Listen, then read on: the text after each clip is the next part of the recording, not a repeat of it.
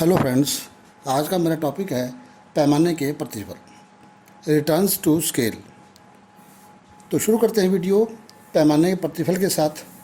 पैमाने के प्रतिफल दीर्घकालीन होते हैं। अभी तक हमने जो भी पढ़े हैं वो अल्पकालीन थे। अब ये जो पैमाने के प्रतिफल है ये दीर्घकालीन है। दीर्घकाल समय की वह अवधि होती है जिसमें उत्पादन के सभी साधन परिवर्तनशील होते हैं। कोई साधन स्थिर नहीं होता। अतः दीर्घकाल में सभी साधनों को एक ही अनुपात में बढ़ाकर उत्पादन को बढ़ाया जा सकता है। इस प्रकार यदि सभी साधनों को एक ही अनुपात में बढ़ाया जाए तो प्रतिफल में जो परिवर्तन होगा उसे उत्पादन के पैमाने के प्रतिफल कहा जाएगा। इसकी डेफिनेशन प्रोफेसर वाटसन ने दी है। पैमाने के प्रतिफल का संबंध सभी साधनों के समान अनुपात में होने वाले परिवर्तनों के कारण कुल उत्पादन में होने वाले परिवर्तनों से है।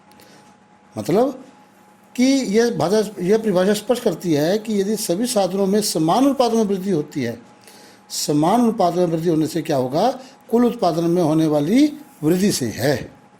Aspects of return to scale यानी पैमाने के प्रतिफल के प्रकार। कितने प्रकार के होते हैं? पैमाने के प्रतिफल 3 प्रकार के हैं। नंबर 1 पैमाने के बढ़ते प्रतिफल, दूसरा पैमाने के समान प्रतिफल, तीसरा पैमाने के घटते प्रतिफल। तो शुरू करते हैं आगे ए पॉइंट पैमाने के बढ़ते प्रतिफल। पैमाने के बढ़ते प्रतिफल उत्पादन की उस स्थिति को प्रकट करते हैं जिसमें यदि सभी साधनों को एक निश्चित अनुपात में बढ़ाया जाए तो उत्पादन में उससे अधिक अनुपात में वृद्धि होगी। हम इसे एक रेखाचित्र से स्पष्ट करते हैं। आपके स्क्रीन पर एक रेखाचित्र है। उस रेखाचित्र में ओ एक्स अक्ष पर उत्पादन साधनों में अनुपातिक वृद्धि और ओ वाई अक्ष पर उत्पादन में वृद्धि को दिखाया गया है। मान लो उत्पादन के साधनों यानी श्रम और पूंजी दोनों में 10% की वृद्धि करने से उत्पादन में 15% की वृद्धि होती है। दोनों में इसलिए वृद्धि करनी है क्योंकि दीर्घकालीन अवस्था है। दीर्घकाल में सभी साधन परिवर्तनशील होते हैं। तो 10% की वृद्धि करने से उत्पादन में 15% की वृद्धि होती है। तो इसे पैमाने के बढ़ते प्रतिफल कहा जाएगा। जैसे कि रेखाचित्र में स्पष्ट है, उत्पादन के साधनों में 10% की वृद्धि होने से उत्पादन की मात्रा में उससे अधिक 15% की वृद्धि हो रही है और 15% की वृद्धि होने पर उत्पादन में 22.5% यानी 22.5% की वृद्धि हो रही है। जो रेखा क्यू है वो उत्पादन के बढ़ते प्रतिफल को प्रकट कर रही है। पैमाने के बढ़ते प्रतिफल के लागू होने के कारण क्या क्या कारण है कि इस नियम के लागू होने का मुख्य कारण यह है कि जब उत्पादन के पैमाने को बढ़ाया जाता है तो फर्म को कई प्रकार की आंतरिक व बाहरी बचतें प्राप्त होती हैं, जिसके कारण प्रति इकाई लागत कम हो जाती है और प्रति इकाई उत्पादन में वृद्धि होती है। तो पैमाने की बचतें 2 प्रकार की हैं। नंबर 1 आंतरिक बचतें, नंबर 2 बाहरी बचतें। तो पहला पॉइंट है आंतरिक बचतें। ये वे बचतें हैं जो एक फर्म अपने निजी प्रयत्नों से प्राप्त करती हैं।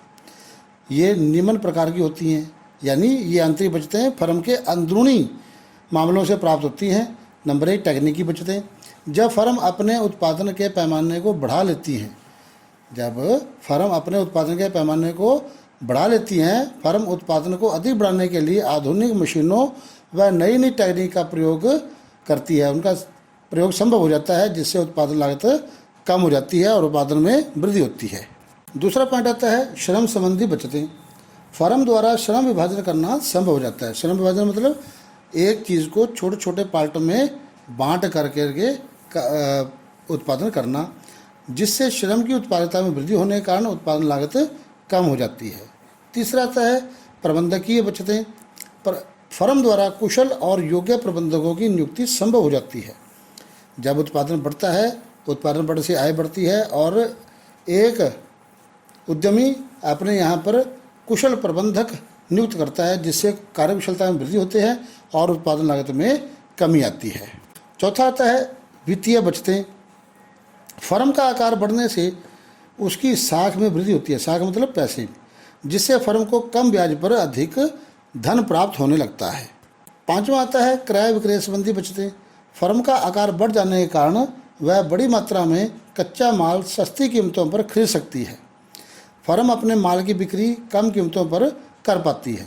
छठा जोखिम संबंधी बचतें। फर्म का आकार बढ़ जाने के कारण उसके जोखिम उठाने की क्षमता बढ़ जाती है, जिससे वह अधिक लाभ प्राप्त करने वाले कार्य करने में समर्थ हो जाती है। तो ये थी आंतरिक बचतें। अब दूसरा आता है बाहरी बचतें। ये वे बचतें हैं जो किसी उद्योग के उत्पादन में वृद्धि होने पर अन्य फर्मों को प्राप्त होती हैं, जैसे यातायात के साधनों का विकास, प्रशिक्षित कर्मचारियों की उपलब्धि, कच्चे माल की प्राप्ति आदि। इसके प्राप्त होने पर उत्पादन लागत कम और उत्पादकता में वृद्धि होती है। तो ये कौन कौन सी हैं? नंबर 3 प्रकार की हैं। नंबर 1 केंद्रीयकरण की बचतें, नंबर 2 सूचना संबंधी बचतें, नंबर 3 विकेंद्रीयकरण की बचत। तो पहली है केंद्रीयकरण की बचत। इससे अभिप्राय एक स्थान पर कई फर्मों की स्थापना से है। केंद्रीयकरण के कारण फर्मों को यातायात, संचार, बैंक, प्रशिक्षित कर्मचारी आदि की प्राप्ति होने लगती है, जिससे फर्मों की उत्पादन लागत कम होने लगती है। दूसरा पॉइंट सूचना संबंधी बचत। जब कई फर्में एक ही नगर में स्थापित हो जाती हैं, तब उन फर्मों द्वारा पत्रिकाओं का प्रकाशन होने लगता है और उन पत्रिकाओं में नए नए आविष्कारों की सूचनाएं आती हैं, मंडियों की सूचनाएं आती हैं, जिससे उस फर्म से संबंधित अन्य सूचनाएं, अन्य नए नए आविष्कार, मंडियों की जानकारी आदि प्राप्त होने लगती है। तीसरा आता है विकेंद्रीकरण की बचत। किसी उद्योग का विकास हो जाने पर उसके कार्यों को छोटे छोटे भागों में बांटा जा सकता है, जैसे उनकी रंगाई, बुनाई आदि का काम अलग अलग फर्मों द्वारा किया जाता है, जिससे उत्पादन लागत कम होती है और इससे सभी फर्मों को लाभ पहुंचता है। अब ये था पैमाने के बढ़ते प्रतिफल। अब दूसरा आता है पैमाने के समान प्रतिफल। ये प्रतिफल उत्पादन की उस स्थिति को प्रकट करते हैं जिसमें यदि सभी साधनों को निश्चित अनुपात में बढ़ाया जाए तो उत्पादन में उसी अनुपात में वृद्धि होगी। हम इसे भी रेखाचित्र स्पष्ट कर सकते हैं। आपके स्क्रीन पर एक रेखाचित्र अंकित है। उपरोक्त रेखाचित्र में ओ क्यू रेखा, ओ क्यू वक्र पैमाने के समान प्रतिफल को प्रकट कर रही है। जब सभी साधनों में 10% की वृद्धि करने पर उत्पादन में 10% की ही वृद्धि होती है और 20% वृद्धि करने पर उत्पादन में 20% की वृद्धि होती है, तो यह समान प्रतिफल की स्थिति होती है। रेखाचित्र में ओ क्यू रेखा पैमाने के समान प्रतिफल को प्रकट कर रही है। पैमाने के समान प्रतिफल के लागू होने के कारण जैसे पहले में थे बचतें, आंतरिक बचतें और बाहरी बचतों से, इसमें पैमाने की बचतें स्थायी तौर पर प्राप्त नहीं होती। जैसे जैसे उत्पादन का पैमाना बढ़ाया जाता है तब एक ऐसी अवस्था आ जाती है जब पैमाने की बचतें और पैमाने की हानियाँ बराबर हो जाती हैं, जिससे फर्म को पैमाने के समान प्रतिफल प्राप्त होने लगते हैं। अब तीसरा आता है पैमाने के घटते या ह्रासमान प्रतिफल। ये प्रतिफल पैमाने की उस स्थिति को प्रकट करते हैं जिसमें यदि सभी साधनों को अनिश्चित अनुपात में बढ़ाया जाए तो उत्पादन में उससे कम अनुपात में वृद्धि होगी। इसे भी एक निम्न रेखाचित्र स्पष्ट कर सकते हैं। आपके स्क्रीन पर रेखाचित्र दिया है। उपरोक्त रेखाचित्र में ओ क्यू रेखा घटते प्रतिफल के नियम को प्रकट कर रही है। इससे ज्ञात होता है कि साधनों में 15% की वृद्धि करने पर उत्पादन में 10% की ही वृद्धि हो रही है और साधनों में 25% की वृद्धि करने पर 17% की ही वृद्धि हो रही है। इससे सिद्ध होता है कि पैमाने के प्रतिफल कम हो रहे हैं। पैमाने घटते प्रतिफल के लागू होने के क्या कारण हैं?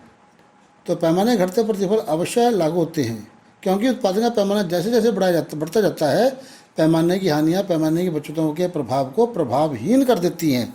अतः उत्पादन का पैमाना एक सीमा से अधिक बढ़ाने पर बचतों के स्थान पर हानियाँ होने लगती हैं।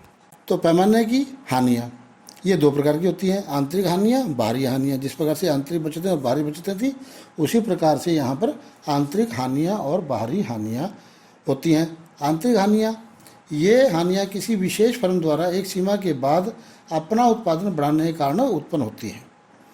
जब फर्म का आकार बढ़ता है तो प्रबंध, प्रशासन और समन्वय से संबंधित कठिनाइयाँ उत्पन्न होने लगती हैं, जिसके कारण प्रति इकाई लागत बढ़ जाती है। दूसरा आता है बाहरी हानियाँ। ये हानियाँ एक उद्योग द्वारा अपने उत्पादन को बढ़ाने के कारण उत्पन्न होती हैं। इन हानियों को उद्योग की सभी फर्मों को उठाना पड़ता है। ये हानियाँ ट्रैफिक जाम की स्थिति हो जाती है, दूषित वातावरण की स्थिति हो जाती है। इस प्रकार की अनेक हानियाँ, बाहरी हानियाँ जो है उत्पन्न होने लगती हैं। धन्यवाद।